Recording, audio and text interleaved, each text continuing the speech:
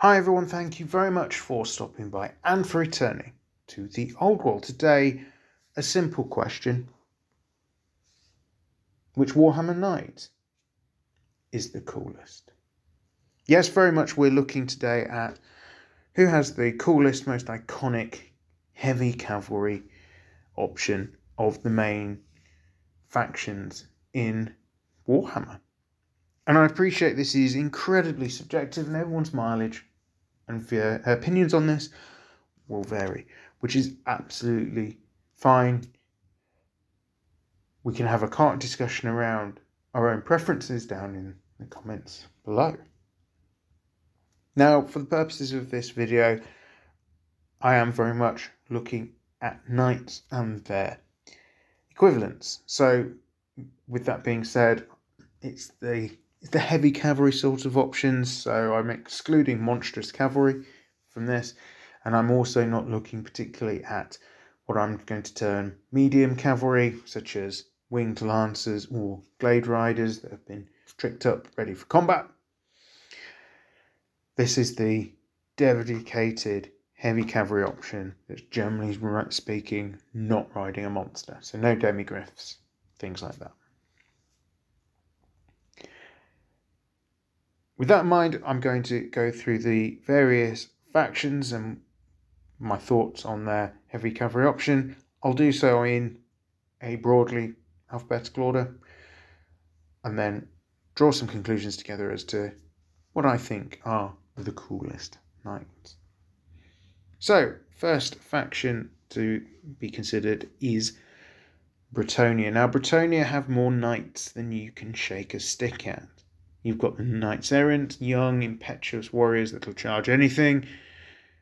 Slightly more solid, slightly more experienced Knights of the Realm, going through the questing Knights all the way up to Knights of the Grail, who, from a lore perspective certainly, and I think generally from speaking from a rules perspective, could take on most other enemies in the game with a good chance of beating them. Now, the Bretonnian Knights, they're colourful, they're highly decorative. There are some weapon choices, although I do think a double-handed weapon is a bit of an odd choice on horseback. Questing Knights, very much looking at you. And I know they did actually start with having lances and side weapons like everyone else did. So Bretonnian Knights, I think when you visualise a knight and you think of a knight in a joust situation, the knight that you might see in a medieval reenactment, and stuck that mental image into the Warhammer world, you very much have got the Bretonnian Knight.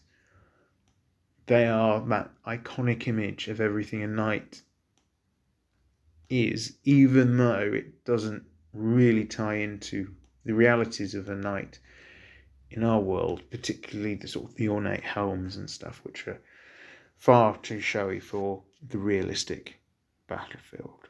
But overall, they have that, I mean, iconic status of jumping straight out of our imagination.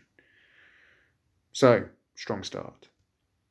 Let's move on. Faction number 2, Chaos Warriors. I could have looked at these under W, I know, but hey ho, Chaos Warriors, and that gives us the Chaos Knight. Big men on big horses, lots of armour, ornate armour, baroque, lots of modelling opportunities. They're imposing models with imposing lore to back it up. And the horses they ride are no joke either, capable of delivering some punch and doing some damage on the battlefield as well. Tough units to get rid of traditionally, and as I say, packing plenty of punch. There's just something about these models that seems to tie so well into the nature of this particular faction, more so than perhaps the Warriors on Foot, which have had some model ranges which they've not quite done it for me. Certainly some of the plastic Chaos Warriors just looked a little bit daft, but I think I've always had a bit of a soft spot for the Chaos Knight. Things are looking good. It looks like it's going to be some challenging decisions to make. What about the Dark Elves? Well, they've got Cold War Knights. The traditionally purple-clad warrior riding a dinosaur. Capable of dishing out some serious wallop, but also suffering from stupidity, so something there that the general had to bear in mind, had to potentially mitigate in order to get the best out of these troops. Now, the knight themselves are... it's an elf with a lance, so they're not ever going to be the most hard-hitting, powerful warriors, albeit they're obviously backed by a Cold One, which are incredibly dangerous creatures. But I think that blend of the purple-clad warrior on the traditionally dark green dinosaur does kind of stand out a little bit as a great aesthetic. And I have to admit, when I was doing an Imperial Guard army or making a start on one, it's a project that I didn't see all the way through, but I was very much leaning into trying to do some Rough Riders based out of that aesthetic. Did really like the look of the Cold Ones.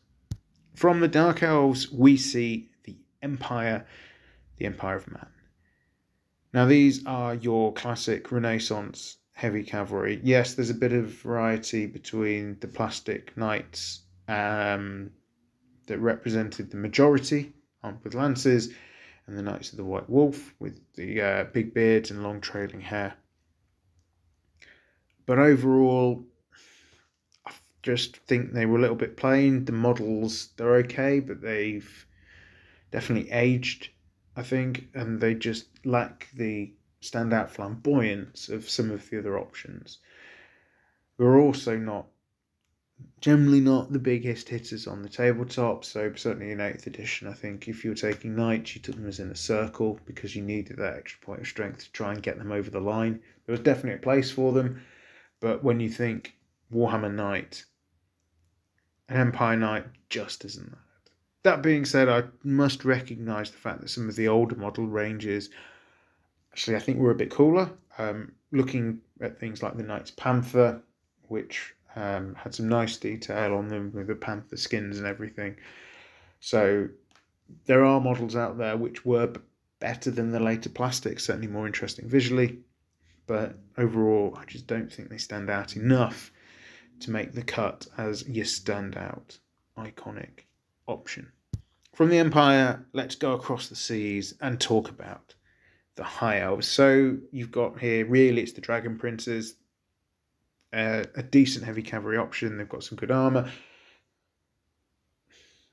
The aesthetic for me has never really blown me away, but I appreciate how people could enjoy them. I do like the fact that you've got the lore around how they ended up on horseback. That's pretty good, and rule-wise, they tended to be quite reasonable heavy cavalry. Silver Helms, I suppose, are technically knights. They're perhaps blending a bit more into the medium cavalry option, but for me, they were just nothing ever particularly special. It's an elf with a lance on a horse. Yes, they're quick. Yes, they're reasonably armoured, but they just don't stand out enough to warrant that special attention. Faction number 6 is the Lizardman, Cold One Riders. You get a lizard, you stick him on a dinosaur. Now, if you're into the dinosaur thing, and a lot of people are, lizards on dinosaurs is probably enough just to go, yeah, that's the coolest thing ever. I'm not a massive dinosaur guy, so they don't do it to me to the same extent, but I would recognise it absolutely if someone went, they're just cool.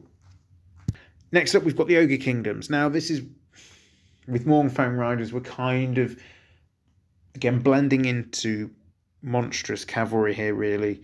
Yeah, they're packed a wallop, they're really worth taking. Could do some serious damage, but I'm not sure that they're particularly cool, particularly iconic. And I think, as a concept, an ogre riding a big, monstrous, big beast, it just seems to lean too much into the much better established vibe of the orcs and their boar boys. Which takes us in nicely to the greenskins, orcs and goblins. So yeah, you've got two kinds of boar rider here. You've got orc boar boys and savage orc boar boys. Neither, I think, were ever really the best on the battlefield. Their armor save was never quite good enough. And being armed with spears rather than lances meant they just didn't do quite as much on the charge. As a visual, I think though it's really cool, and the idea of an orc clinging on to this enraged boar for dear life and sort of pointing it towards the enemy in the hope to do as much damage as quickly as possible. It's really fun, and it sort of stands out for that particular reason above anything that they were capable of actually on the tabletop. Final faction looking at today is the Vampire Count. So here again, you've got two flavours of knight, really. You've got the Black Knight, decent enough. They looked all right. But again, they just didn't really stand out for me as being particularly special, especially when you're comparing them to the other knight option that the vampires have, which was the Blood Knights. And they have a really cool aesthetic with the bat armour and stuff. And if you look back into the depths of, I think it was maybe 6th edition, when the bloodlines were a thing, leaning into those sort of stories of the different types of vampire out there, these merciless vampire killers that really trying to find a way of getting away from the red thirst was quite an interesting real concept, really, and it's something that it definitely stands out on the tabletop. And yeah, Blood Knights were really strong, expensive, both points wise, and the models cost a fortune as well. But you can't look past the fact that they're really cool. So where does this whistle-stop tour of heavy cavalry lead us? Apart from the conclusion that actually, if you're into your heavy cavalry, your knights, pretty much no matter what faction you play, you've got an option, and it's not a bad option for various reasons. Most of them are fairly iconic there. Most of them as models are pretty cool. A couple don't quite make the grade, Empire Knights for example, but generally speaking, you've got something there to appeal. So which ones are best? And by best, I mean coolest. Honourable mentions for me, I think, go to the Orc Boar Boy and the Bretonnian Knight options. I think sticking them on a tabletop, you're either got an army that's awash with colour and decoration, or you've got the madcap lunacy of the Orc Boar Boys crashing forward. They just stand out for me for the right sort of reasons. But pipping them both, again, personally for me, is probably the Chaos Knight. The figures that really embody what the Warriors of Chaos were all about. They're aggressive, they're powerful, they're tough, and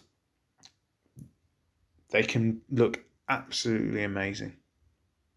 So there we are. For me, I think coolest knight, probably the Chaos Knight.